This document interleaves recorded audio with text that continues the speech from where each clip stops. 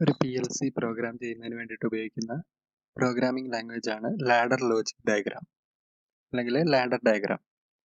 ഒരു ലാഡർ ഡയഗ്രാമത്തിന് ആ പേര് വരാൻ കാരണം ഒരു ലാഡർ പോലെ തന്നെയാണ് ഒരു ലാഡർ ഡയഗ്രാം കാണപ്പെടുക. അന്നേരം ലാഡർ ഡയഗ്രാം നോക്കിയാൽ അതിൽ വെർട്ടിക്കൽ ലൈൻസും ഹൊറിസോണ്ടൽ ലൈൻസും കാണാം. ഇതിൽ വെർട്ടിക്കൽ ലൈൻസിന് റെയിൽസ് എന്നും പറയും, അതുപോലെ ഹൊറിസോണ്ടൽ ലൈൻസിന് ട്രങ്ക്സ് എന്നും പറയും.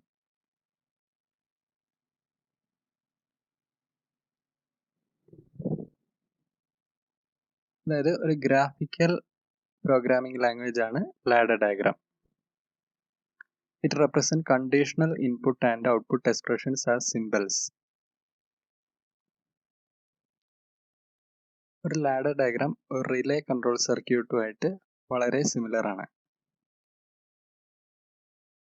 സിമിലർ ആണെങ്കിൽ പോലും ഒരു റിലേ കൺട്രോൾ സർക്യൂട്ടുമായിട്ട് കുറച്ച് വ്യത്യാസങ്ങളും ഉണ്ട്.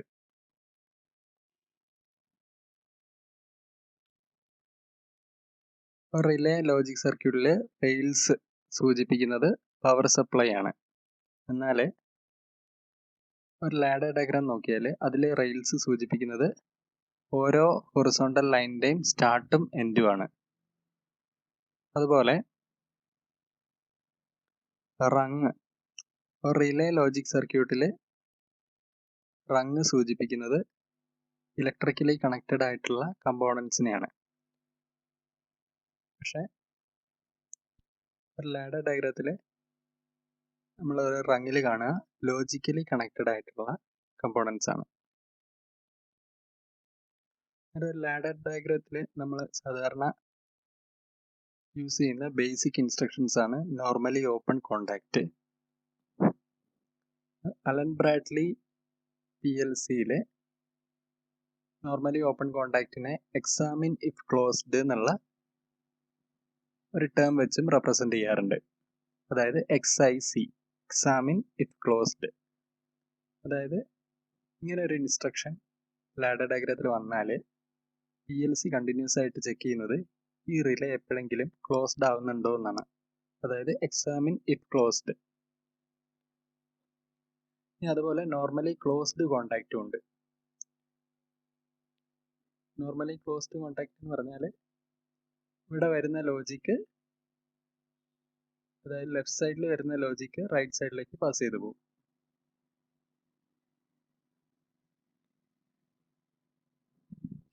Allen Bradley calls it examine if open. അതായത് ഈ റിലേ എപ്പോഴെങ്കിലും ഓപ്പൺ ആവുന്നുണ്ടോ എന്നുള്ളതാണ് PLC കണ്ടിന്യൂസ് ആയിട്ട് ചെക്ക് ചെയ്യുക. ഇനി അതുപോലെ മൂന്നാമത്തെ ബേസിക് ഇൻസ്ട്രക്ഷൻ ആണ് ഔട്ട്പുട്ട്. ഔട്ട്പുട്ട് സാധാരണ ഈ സിമ്പിൾ വെച്ചിട്ടാണ് റെപ്രസെന്റ് ചെയ്യുക. നോർമലി ഓപ്പൺ, നോർമലി ക്ലോസ്ഡിന്റെ സിമ്പിളാണിത്. അതുപോലെ നോർമലി ഓപ്പണിന്റെ സിമ്പിളാണ് ഇത്.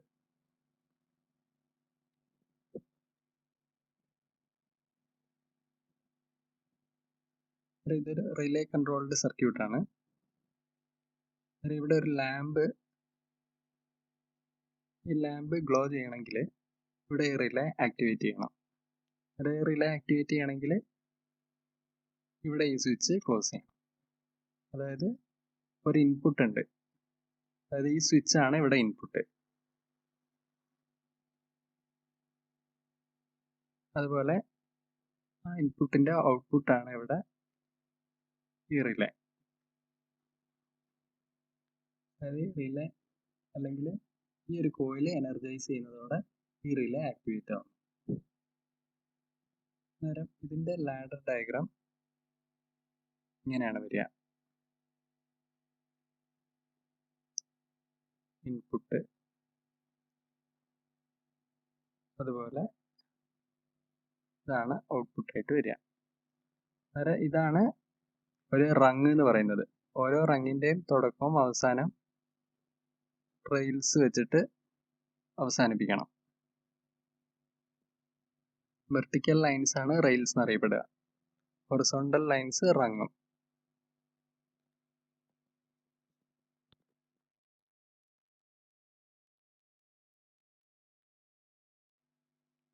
ഒരു PLC വെച്ചിട്ട് ഈ ലോജിക്ക് ഇംപ്ലിമെന്റ് ചെയ്യുകയാണെങ്കിൽ ഇതുപോലൊരു കോംപ്ലക്സ് സർക്യൂട്ട് ആവശ്യമില്ല.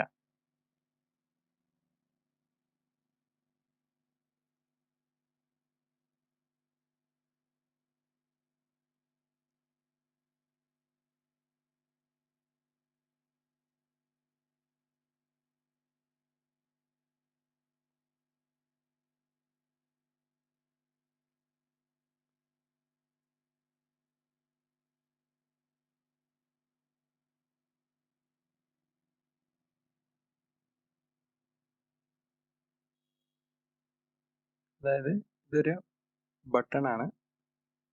ഈ ബട്ടൺ പ്രസ് ചെയ്യുമ്പം ഇവിടെ ലാമ്പ് കത്തണം. സിമിലർ ലോജിക് ആണല്ലോ ഇവിടെ ഇലക്ട്രിക്കൽ സർക്യൂട്ടിൽ നമ്മൾ ഇംപ്ലിമെന്റ് ചെയ്തിരിക്കുന്നത്. ഇത് PLC വെച്ചിട്ട് ഇംപ്ലിമെന്റ് ചെയ്യുന്ന സമയത്ത് ഇവിടെ ഒരു ഇലക്ട്രിക്കലി കണ്ടിന്യൂസ് പാത്ത് വേണമെന്നില്ല. അതായത് ഇവിടെ പുഷ് ബട്ടൺ പ്രസ് ചെയ്യുന്ന സമയത്ത് ഔട്ട്പുട്ടായിട്ട് ഈ ബൾബ് കത്തുകയാണ്. അന്നേരം ഇവിടെ ഒരു ഇലക്ട്രിക്കലി കണ്ടിന്യൂസ് ആയിട്ടുള്ള പാത്ത് ആവശ്യമില്ല. കാരണം ഇതിൻ്റെ ഉള്ളിൽ മെമ്മറി ഉണ്ട്. അതായത് ഇൻപുട്ടിനെ മനസ്സിലാക്കാനും ഇൻപുട്ട് വരുന്ന സമയത്ത് ഔട്ട്പുട്ട് ഉണ്ടാവണം എന്നുള്ളതും PLCൻ്റെ ഉള്ളിലുള്ള പ്രോഗ്രാം ചെയ്തോളും.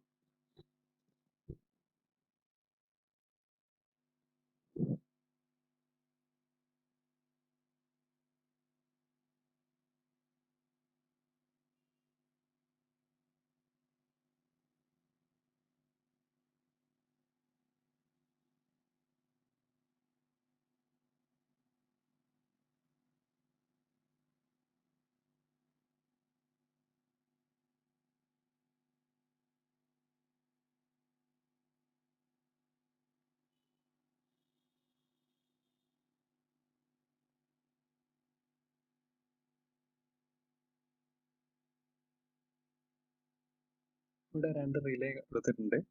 ഈ 2 റിലേ ആക്ടിവേറ്റ് ആയാൽ മാത്രമേ ഇവിടെ ഈ ബൾബ് പ്രകാശിക്കുള്ളൂ. അതായത് ഈ 2 റിലേയും ആക്ടിവേറ്റ് ആവുന്നതിന് വേണ്ടിയിട്ട് ഇതിന് കറസ്പോണ്ടിങ് ആയിട്ടുള്ള ലാഡർ ഡയഗ്രാം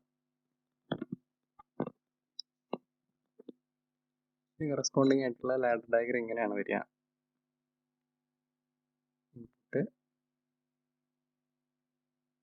ഇൻപുട്ട് 1, ഇൻപുട്ട് 2,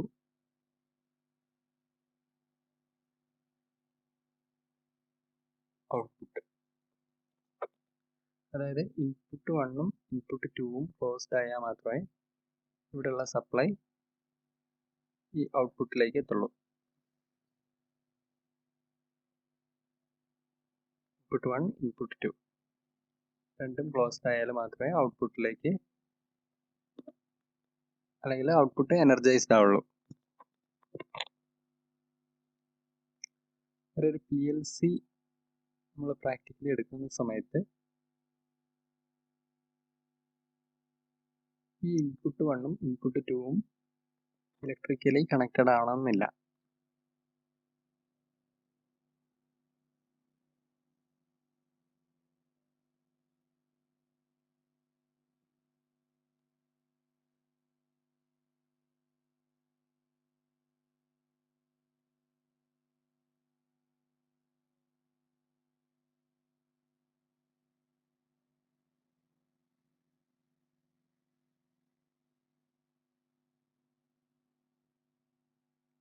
അതായത് ഇതാണ് ഇൻപുട്ട് 1, ഇതാണ് ഇൻപുട്ട് 2. ഇൻപുട്ട് 1ഉം ഇൻപുട്ട് 2ഉം ക്ലോസ്ഡ് ആവുന്ന സമയത്ത് ഔട്ട്പുട്ട് ഗ്ലോ ചെയ്യണം അല്ലെങ്കിൽ ഔട്ട്പുട്ട് എനർജൈസ്ഡ് ആവണം. ഇതാണ് ഒരു PLCയിലേക്ക് വരുമ്പോൾ ചെയ്യുന്ന വയറിങ്. അതായത് ഒരു ഇലക്ട്രിക്കലി കൺട്രോൾ ചെയ്യുന്ന ഒരു റിലേനേക്കാളും എളുപ്പമായി വരികയാണ് ഒരു PLC ഉപയോഗിക്കുമ്പോൾ. ഇതിൻ്റെ പ്രധാന കാരണം, ഇങ്ങനെ എളുപ്പമാവുന്നതിൻ്റെ പ്രധാന കാരണം PLCൻ്റെ ഉള്ളിലുള്ള CPU അതിൻ്റെ ഒപ്പമുള്ള മെമ്മറിയുമാണ്. ഈ ബേസിക് ഇൻസ്ട്രക്ഷൻസിനെ കൂടാതെ ബാക്കിയുള്ള ഇൻസ്ട്രക്ഷൻസ് ആണ് ഇനി കാണുന്നത്. Timer instruction. അവിടെ പ്രധാനമായിട്ട് 3 ടൈമറുകളാണ് ഒരു PLC ലാഡർ ഡയഗ്രത്തിൽ യൂസ് ചെയ്യുക. അതായത് timer on delay, timer off delay, അതേപോലെ റിറ്റൻറ്റീവ് ടൈമർ. അതായത് ഒരു ടൈം ഡിലേ ജനറേറ്റ് ചെയ്യാൻ വേണ്ടിയിട്ടാണ് ടൈമർ സാധാരണ യൂസ് ചെയ്യുക. ടൈമർ ഓൺ ഡിലേൻ്റെ ഡയഗ്രാമാണിത്, T ഓൺ. അതേപോലെ ടൈമർ ഓഫ് ഡിലേൻ്റെ ഡയഗ്രാമാണിത്, T ഓഫ്. ടൈമർ എഴുതിയിട്ടുണ്ട്.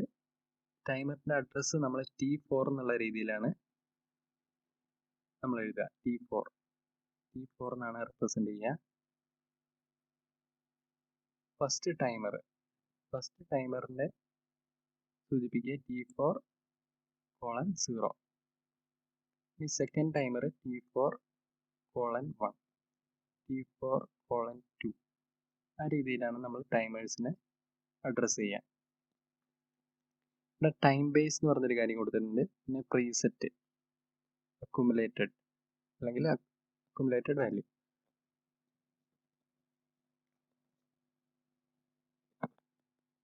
ടൈം ബേസ് എന്ന് പറഞ്ഞാൽ അതായത് എന്തുമാത്രം ടൈമർ ടിക്ക് ചെയ്യണം എന്നുള്ളതാണ് സൂചിപ്പിക്കുന്നത്. അതായത് ഈ ടൈമർ ഇപ്പോൾ ടൈം ബേസ് 1 സെക്കൻഡ് എന്ന് കൊടുത്തിട്ടുണ്ട്. അതിൻ്റെ അർത്ഥം ഓരോ 1 സെക്കൻഡിലുമാണ് ഈ ടൈമറിലെ വാല്യൂ കൂടിക്കൊണ്ടിരിക്കുന്നത്. അതായത് ഈ അക്യുമുലേറ്റഡ് വാല്യൂ കൂടിക്കൊണ്ടിരിക്കുകയാണ് ചെയ്യുക. ഓരോ ടൈം ബേസ് കഴിയുമ്പോഴും ഈ അക്യുമുലേറ്റഡ് വാല്യൂ കൂടിക്കൊണ്ടിരിക്കും. 1 സെക്കൻഡ് കഴിയുമ്പോഴത്തേക്ക് ഇത് 1 ആവും, 2 സെക്കൻഡ് കഴിയുമ്പോൾ 2 ആവും, 3 സെക്കൻഡ് കഴിയുമ്പോൾ 3 ആവും. അവസാനം 15 സെക്കൻഡ്സ് ആകുമ്പം ഇതിലെ ടൈമറിൻ്റെ ഡൺ ബിറ്റ് 1 ആവും. അതായത് ടി ഓണിൻ്റെ കേസാണ് പറയുന്നത്. ടി ഓൺ എന്ന ടൈമറിൻ്റെ ഡൺ ബിറ്റ് 1 ആവും when preset is equal to accumulated value. ഈ ടൈമർ ഇനേബിൾ ചെയ്താൽ മാത്രമേ ഇത് 0 സ്റ്റാർട്ട് ചെയ്ത് തുടങ്ങുള്ളൂ. നേരെ ടൈമറിനെ ഇനേബിൾ ചെയ്യുന്നതിന് വേണ്ടിയിട്ട് നമ്മൾ ഇതിനു മുമ്പ് വേണമെങ്കിൽ ഒരു റിലേ, ആ റിലേനെ ആക്ടിവേറ്റ് ചെയ്യണം. എന്നാൽ മാത്രമേ ഈ ടൈമർ സ്റ്റാർട്ട് ചെയ്യുള്ളൂ.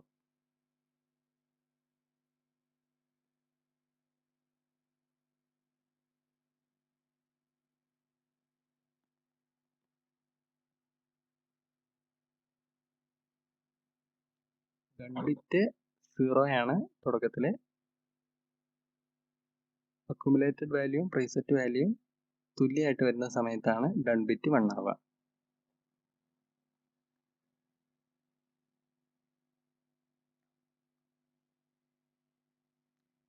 Timer off delay.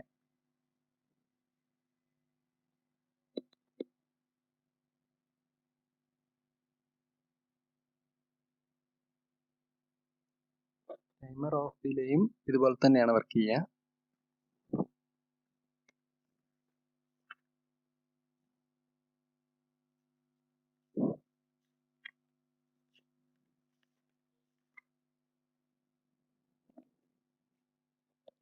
പക്ഷെ ഇവിടെ ചെറിയൊരു വ്യത്യാസം എന്താണെന്ന് വെച്ചിട്ടുണ്ടെങ്കിൽ, അതായത് ടൈമർ ഓഫിലേക്കുള്ള സപ്ലൈ കട്ടാവുന്ന സമയത്താണ് ടൈമർ ഓഫ് ഡിലേ സ്റ്റാർട്ട് ചെയ്യുക. ടൈമർ ഓഫ് ഡിലേ സ്റ്റാർട്ട് ചെയ്യുന്നത് ടൈമറിലേക്കുള്ള സപ്ലൈ കട്ടാവുന്ന സമയത്താണ്. അതായത്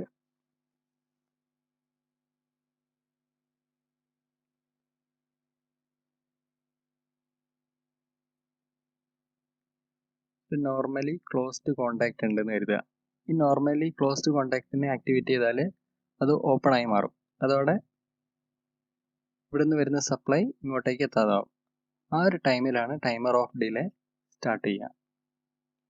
ഇനി ബാക്കി കാര്യങ്ങൾ സെയിം ആണ്. പ്രീസെറ്റും അക്യുമുലേറ്റർ വാല്യൂവും സെയിം ആയിട്ട് വരുന്ന സമയത്താണ് ഇവിടെ ഡൺ ബിറ്റ് ആക്ടിവേറ്റ് ആവുക. ഇവിടെ ഡൺ ബിറ്റ് ഒരു വ്യത്യാസമുണ്ട്. ഡൺ ബിറ്റ് തുടക്കത്തിലെ 1 ആണ്. ഈ രണ്ട് തുല്യമായിട്ട് വരുന്ന സമയത്ത് ഡൺ ബിറ്റ് 0 ആയി മാറുകയാണ് ചെയ്യുക. ഇതാണ് ടൈമർ ഓൺ ഡിലേയും ടൈമർ ഓഫ് ഡിലേയും തമ്മിലുള്ള വ്യത്യാസം. ഓരോ ടൈമറിനും 3 പ്രധാനപ്പെട്ട ബിറ്റുകളാണുള്ളത്. ഇനേബിൾ ബിറ്റ്, ഡൺ ബിറ്റ്, അതേപോലെ ടൈമിംഗ് ബിറ്റ്. ഇനേബിൾ ബിറ്റിൻ്റെ കാര്യവും ഡൺ ബിറ്റിൻ്റെ കാര്യവും നമ്മളിപ്പോൾ പറഞ്ഞു. ടൈമർ ഓൺ ഡിലേക്കും ടൈമർ ഓഫ് ഡിലേക്കും ഇനേബിൾ ബിറ്റും ഡൺ ബിറ്റും രണ്ട് രീതിയിലാണ് വ്യത്യാസപ്പെടുന്നത്. അതുപോലെ ടൈമിംഗ് ബിറ്റ്. ടൈമിംഗ് ബിറ്റ് എന്ന് പറഞ്ഞാൽ ഈ ടൈമർ ടൈം ചെയ്യുന്ന സമയത്ത്, അതായത് ഒന്നെങ്കിൽ കൂടുന്ന സമയത്ത് അല്ലെങ്കിൽ കുറയുന്ന സമയത്ത് ടൈമിംഗ് ബിറ്റിന്റെ വാല്യൂ 1 ആയിരിക്കും. ഇനി ടൈമർ സ്റ്റാർട്ട് ചെയ്യാതിരിക്കുന്ന ഒരു സമയത്ത് അല്ലെങ്കിൽ ടൈമർ വർക്ക് ചെയ്യാതിരിക്കുന്ന സമയത്ത് ടൈമിംഗ് ബിറ്റ് 0 ആയിരിക്കും. അതേപോലെ time base, preset value, accumulated value. ഈ പ്രീസെറ്റ് വാല്യൂ ആണ് എന്തുമാത്രം ഡിലേ ഈ ടൈമർ ജനറേറ്റ് ചെയ്യണമെന്ന് തീരുമാനിക്കുന്നത്. പ്രീസെറ്റ് വാല്യൂ അന്നേരം പ്രോഗ്രാമർ തീരുമാനിക്കുന്നതനുസരിച്ച് ഈ ടൈമർ അത്രയും ഡിലേ ജനറേറ്റ് ചെയ്യും. Time base unit of time used by a timer to time an event. അതായത് ഓരോ ടൈം ബേസ് കൂടുമ്പോഴും അക്യുമുലേറ്റഡ് വാല്യൂ കൂടിക്കൊണ്ടിരിക്കും. ഉദാഹരണത്തിന് ടൈം ബേസ് 1 കൊടുത്തു, പ്രീസെറ്റ് 2 കൊടുത്തു. അങ്ങനെയാണെങ്കിൽ അക്യുമുലേറ്റഡ് വാല്യൂ 1 സെക്കൻഡ് കഴിയുമ്പോഴത്തേക്കും 1 ആയി മാറും, 2 സെക്കൻഡ് കഴിയുമ്പോൾ 2 ആയിട്ട് മാറും. ഇനി ഇതേപോലെ ടൈം ബേസ് 0.01 കൊടുത്തു എന്ന് കരുതുക. അതേപോലെ പ്രീസെറ്റ് 2 എന്നും കൊടുത്തു കഴിയുക. അങ്ങനെയാണെങ്കിൽ അക്യുമുലേറ്റഡ് വാല്യൂ 0.01 സെക്കൻഡ് കഴിയുമ്പോൾ 1 ആയിട്ട് മാറും, 0.02 സെക്കൻഡ് ആകുമ്പോഴത്തേക്കും 2 ആയിട്ട് മാറും, 0.03 സെക്കൻഡ്സ് ആകുമ്പോഴത്തേക്കും 3 ആയിട്ട് മാറും. അങ്ങനെ അക്യുമുലേറ്റഡ് വാല്യൂ 200 ആവുന്ന സമയത്ത് ജനറേറ്റ് ചെയ്യപ്പെടുന്ന ഡിലേ 2 സെക്കൻഡ്സ് തന്നെയാണ്.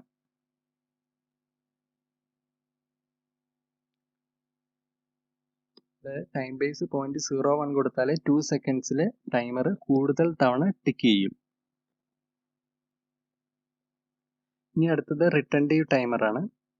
റിട്ടൻറ്റീവ് ടൈമർ ഓൺ ആണ് ഇവിടെ കാണിച്ചിരിക്കുന്നത്. അതേപോലെ റിട്ടൻറ്റീവ് ടൈമർ ഓഫും ഉണ്ടാവാം.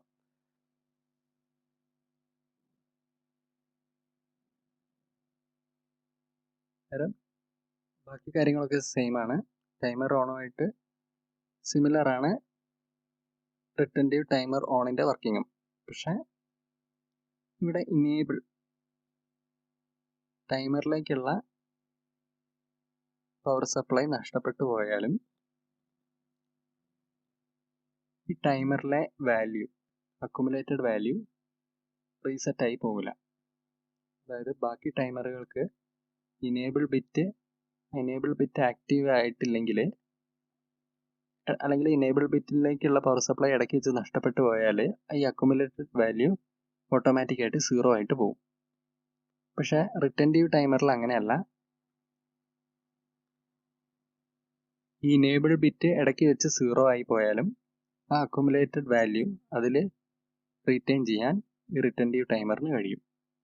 ഇനി പിന്നീട് ഒരു സമയത്ത് ഇനേബിൾ ബിറ്റ് വീണ്ടും 1 ആയാൽ ടൈമർ എവിടെയാണോ നിർത്തിയത് അവിടുന്ന് പിന്നെയും കൗണ്ട് ചെയ്ത് തുടങ്ങും.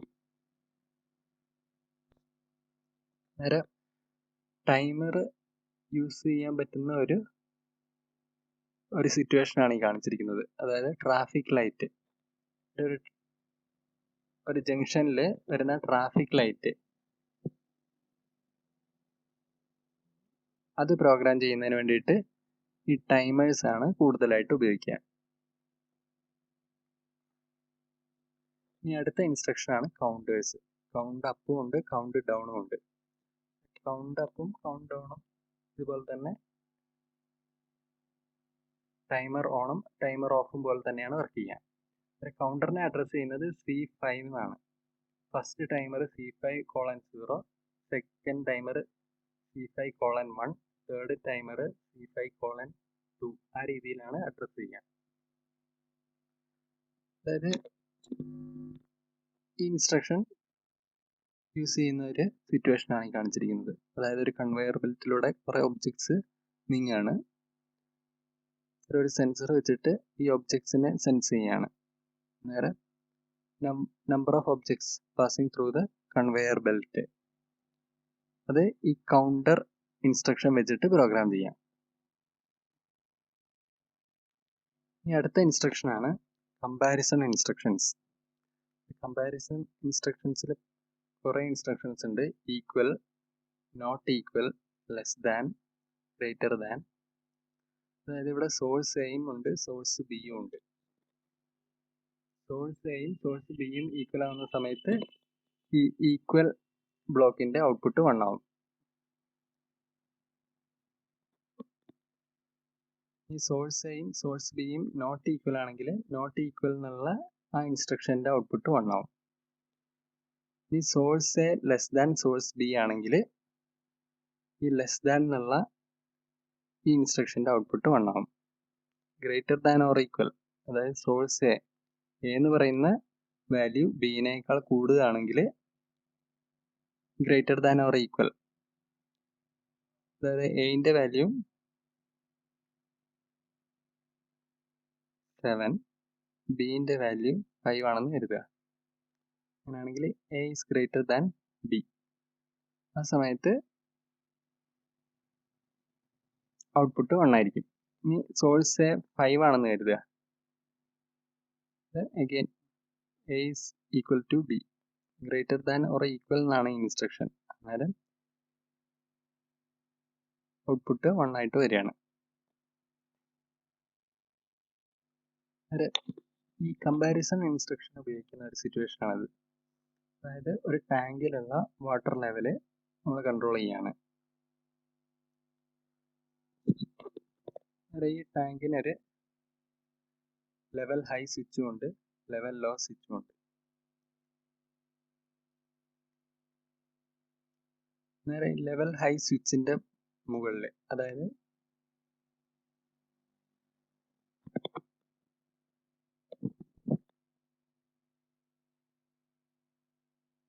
ഇതൊരു 8 ആണെന്ന് കരുതുക, ഇതൊരു 3 ആണ്. നേരം ടാങ്കിലുള്ള വാട്ടർ ലെവല്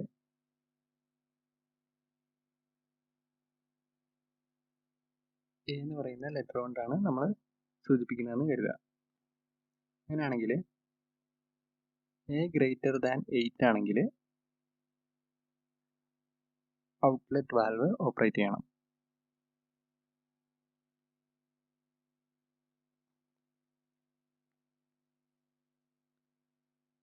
അതുപോലെ എ ലെസ് ദാൻ 3 ആണെങ്കിൽ, അതായത് വാട്ടർ ലെവൽ 3 എന്നുള്ള ആ ലെവലിനേക്കാൾ കുറവാണെങ്കിൽ ഇൻലെറ്റ് വാൽവ് ഓപ്പൺ ചെയ്യണം.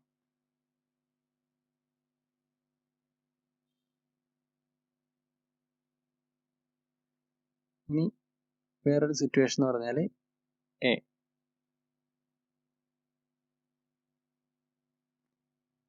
3നും 8നും ഇടയിലാണെങ്കിൽ ടാങ്കിൽ സഫിഷ്യൻറ്റ് വാട്ടർ ഉണ്ടെന്ന് കരുതാം. അന്നേരം ഈ രണ്ട് സമയത്തും ഔട്ട്ലെറ്റ് വാൽവും ഇൻലെറ്റ് വാൽവും ഓപ്പറേറ്റ് ചെയ്യാൻ പാടില്ല. അന്നേരം ഈ ഒരു പ്രോഗ്രാമും നമുക്ക് PLC വെച്ചിട്ട് പ്രോഗ്രാം ചെയ്യാൻ കഴിയും. ഇനി അടുത്ത ടൈപ്പ് ഇൻസ്ട്രക്ഷൻ ആണ് പ്രോഗ്രാം കൺട്രോൾ ഇൻസ്ട്രക്ഷൻസ്, അതായത് ബ്രാഞ്ചിങ് ഇൻസ്ട്രക്ഷൻസ് ആണ്. Jump instructions, jump to subroutine, suspend, temporary end. ഇത് റയർലി യൂസ് ചെയ്യുന്ന ഇൻസ്ട്രക്ഷൻസ് ആണ്.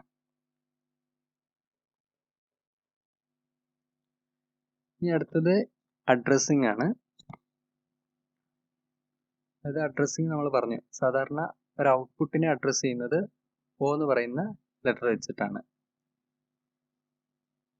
അതായത് ഫസ്റ്റ് ഔട്ട്പുട്ടിനെ നമ്മൾ സൂചിപ്പിക്കുക ഔട്ട്പുട്ട് 0/0, ഔട്ട്പുട്ട് 0/1, ആ രീതിയിലാണ് നമ്മൾ സൂചിപ്പിക്കുക. അതേപോലെ ഇൻപുട്ടുകളെയും നമ്മൾ ആ രീതിയിൽ തന്നെയാണ്. ഇൻപുട്ട് 0